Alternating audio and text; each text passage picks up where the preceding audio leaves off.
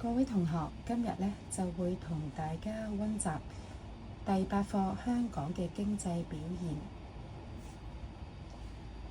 咁喺當中呢，我哋應該記得香港或者其他地方嘅經濟表現呢，其實係嚟自幾個嘅數據嘅。其中一個呢就係失業率。咁失業率係點樣計算出嚟嘅呢？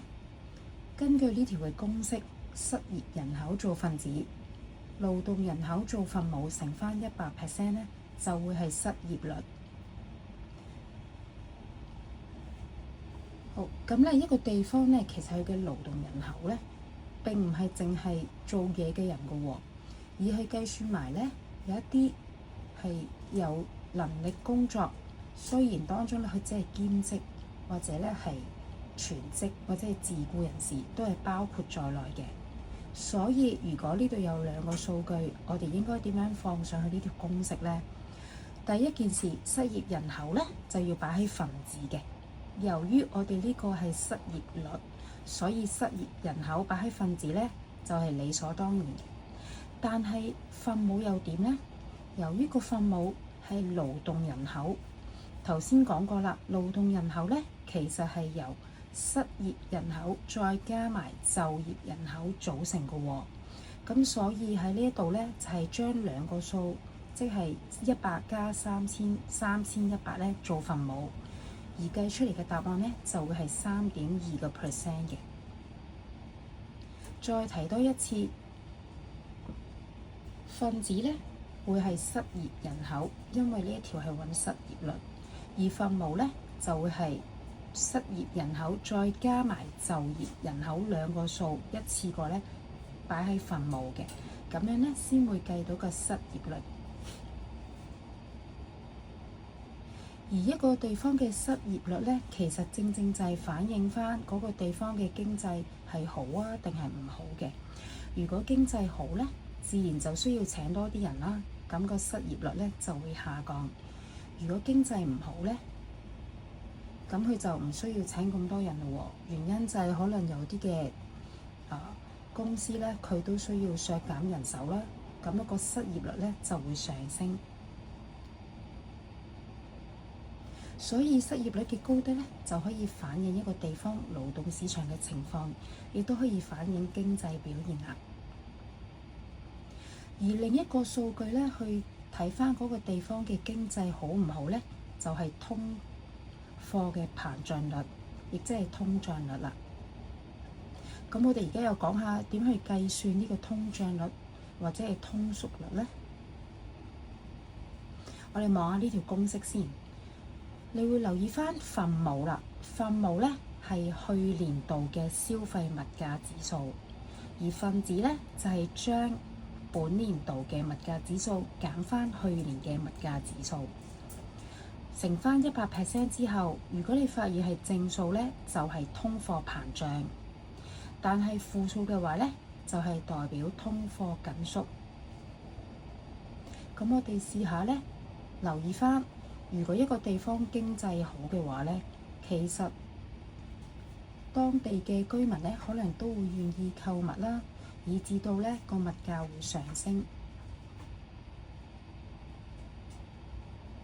好，咁我哋呢再睇翻啦。嗱，如果呢一個地方佢譬如丙角啦，喺呢個嘅例子裏邊啊，你覺得呢個丙角啊，佢嗰個嘅經濟係上升緊啦，定係下降緊呢？好，我哋可以睇幾個嘅數據嚟到去了解一下嘅喎。好，首先我哋望翻呢一個 GDP， 即係本地生產總值，你會見到佢個數字咧向下跌嘅。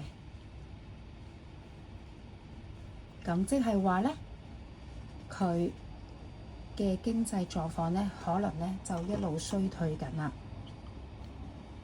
咁我哋都可以用一啲實質嘅數字咧去反映翻呢個情況㗎喎。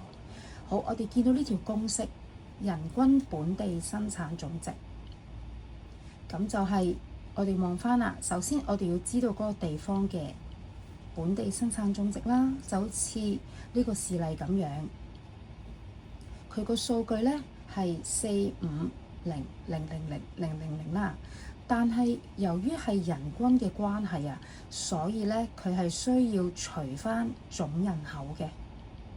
除咗之後咧，佢就會得出每一位嘅居民嘅生產總值，就即係人均本地生產總值。咁我哋睇返呢個例子啦，丙國咧其實佢嘅數字咧，每一位嘅本地嘅居民咧，佢係大約有4500蚊美金，呢個係一年嘅數字，所以其實咧都反映翻咧呢個地方嘅收入咧並唔係太高㗎。再提多一次，如果個題目係講人均本地生產總值，你係需要將本地生產總值即係 GDP 除翻當地嘅總人口，咁我哋先會得出人均生產總值嘅。好，跟住我哋又睇翻呢個丙國嘅失業率咯，仲記唔記得頭先我一開頭已經教咗大家點樣去計啊？就係將失業人口除翻勞動人口。咁由於佢係揾失業率啦，所以咧失業人口咧就做分子。咁你試下睇翻，譬如喺呢度2030年嘅情況，失業人口係有8000，咁即係8000擺喺分子定分母啊？咁就係擺喺分子啦。而分母咧，記住喎，就係將失業人口加埋就業人口兩個數字，先會得出勞動人口嘅。咁所以咧，得出就係11.76%。好啦，用相同嘅道理，大家又識唔識得計算2031年嘅情況呢？大家可以試下計下。好，我哋對下答案先。31年嘅情況呢，同樣啦，失業人口做分子啦，所以咧就係12000做分子，然後將就業人口加翻失業人口做分母，即係72100，乘翻100% 之後咧，就會得出16.64%。所以我哋睇到個情況就係失業率咧，由去年嘅11.8% 上升到係16.6%。失業率其實係反映嗰個地方個經濟狀況，但係佢上升咗咧，即係多咗人冇嘢做，咁即係話咧，丙國呢個地方咧嘅經濟咧就下滑緊啦。咁再提醒多一次大家，因為呢個情況咧，可能好多同學咧都會唔小心計錯㗎，就係失業人口加埋就業人口兩個數夾埋咧，先係等於勞動人口擺落分母嘅。同樣2031年都係一樣道理啦，咁大家唔好計錯啦。好，咁跟住咧，我哋可以睇埋咧呢個丙國嘅物價水平喎。大家望下右下角，你會見到咧，由預算咧，其實咧29年去到31年咧，物價水平咧都係向下跌嘅。咁所以其實都反映咗咧，佢係出現咧通縮嘅現象㗎。咁個結論咧就係失業率由於提升咗啦，所以咧勞動人口咧就會難啲揾工，而物價水平亦都下跌啦，亦都反映咗咧佢有通縮嘅現象㗎。